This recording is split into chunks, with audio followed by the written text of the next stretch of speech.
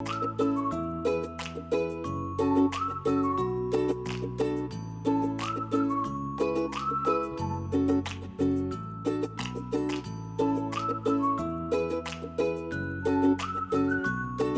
días, mi nombre es Carlos Pierangeli, soy profesor de Historia del Arte del Centro Cultural Lola Mora, que pertenece al programa Cultural en Barrios.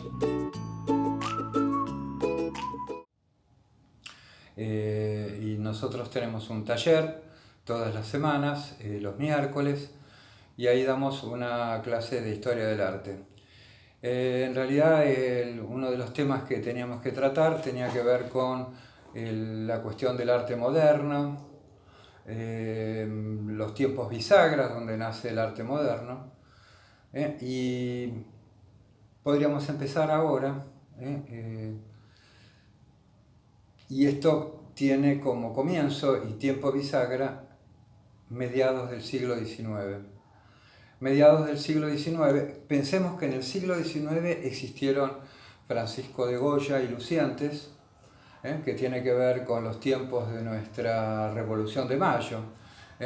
Él vivió los tiempos, Francisco de Goya, los tiempos de Fernando VII, cuando la invasión de Napoleón colocó como emperador a José Bonaparte, que era primo de Napoleón, en el poder, y así Argentina se rebeló en la revolución del 25 de mayo de 1810. O sea que todos son tiempos de muchísimo movimiento, de muchísima influencia, y la invasión napoleónica es fundamental en ese tiempo.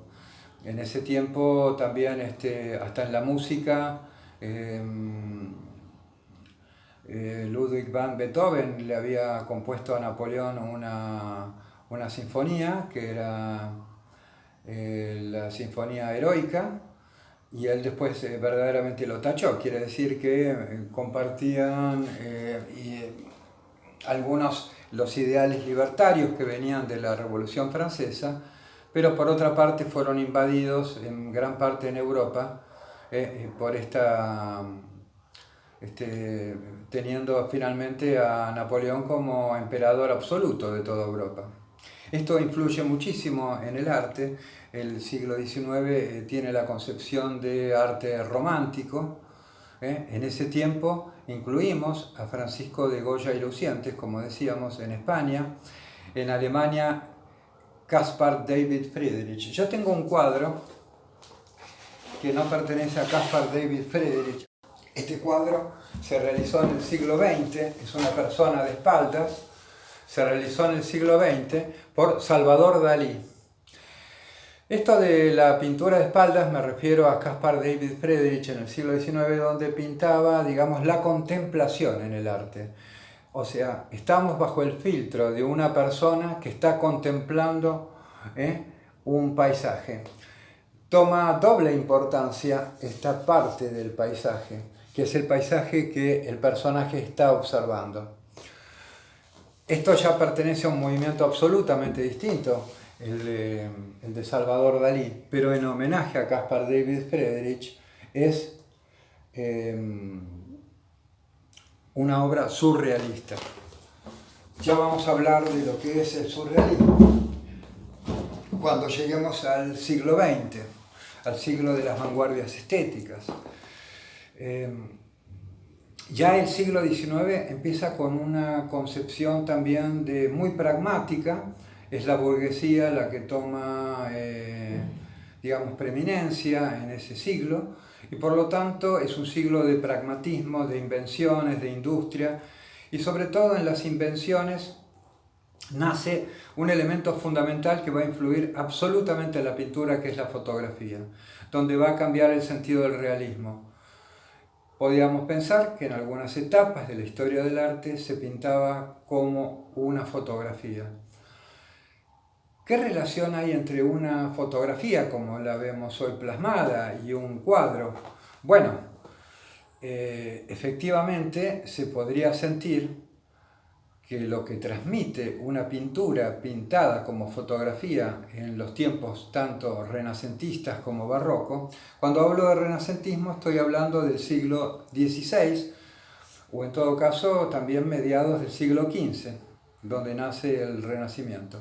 El Renacimiento fue una época que en la pintura, y sobre todo como fundamento absoluto del realismo, nace la idea definitiva, científica de la perspectiva.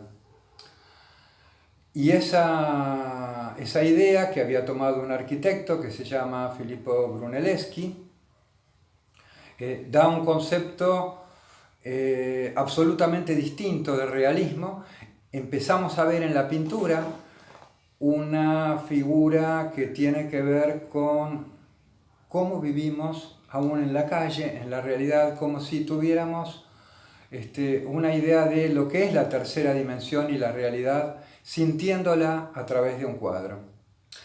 ¿Cuáles serían los antecedentes anteriores? Los antecedentes anteriores son antecedentes de pinturas donde no existe esa tercera dimensión que da la perspectiva, sino que existiría una figura absolutamente plana, como en los iconos bizantinos, en la pintura de Andrei Rublev, en la pintura de casi todos los que necesitaban en esa figura plana un sentido de adoración religiosa. En general, en la historia del arte, la mayor parte de la historia del arte, que comienza a ser estudiada y leída en épocas renacentistas por un científico llamado Giorgio Vasari, que es el que comienza a nombrar, a formar, digamos, una historia y a ordenarla en todos sus tiempos, sobre todo en investigación hacia el pasado y en todo lo que iba a venir. Fue Giorgio Vasari en ese tiempo, en los tiempos renacentistas, quien nos dio los instrumentos para catalogar esta complejidad que se denomina historia del arte. En esos tiempos, cuando estamos hablando de la pintura, hablamos de una pintura que empieza a pintarse en perspectiva a través de Masaccio, luego de Miguel Ángel, Leonardo da Vinci, conocidísimos cuadros que son de la etapa renacentista.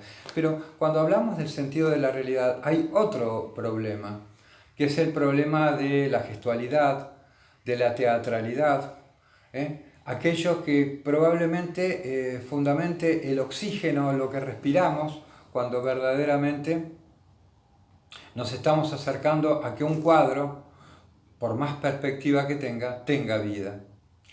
Y en este caso nos podemos acercar a la etapa del barroco, donde comienza ese fundamento de teatralidad, de figuras en escena y de climas que tiene la escena que se está viviendo. En eso tenemos un maestro que fue el que más fundamentó la idea de los significados de la luz, que se llama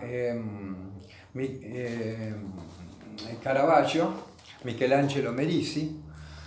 Caravaggio creó un fundamento que se llama el tenebrismo y influenció a todos los pintores de toda su época. Entre ellos estaban grandes e importantes pintores como Velázquez, el de las Meninas, estaba Peter Paul Rubens y el mismo Jan Vermeer en los Países Bajos. Así que este siglo también fue verdaderamente muy importante. En el capítulo que sigue vamos a seguir hablando del realismo ya directamente en lo que comienza y lo que atañe a la modernidad.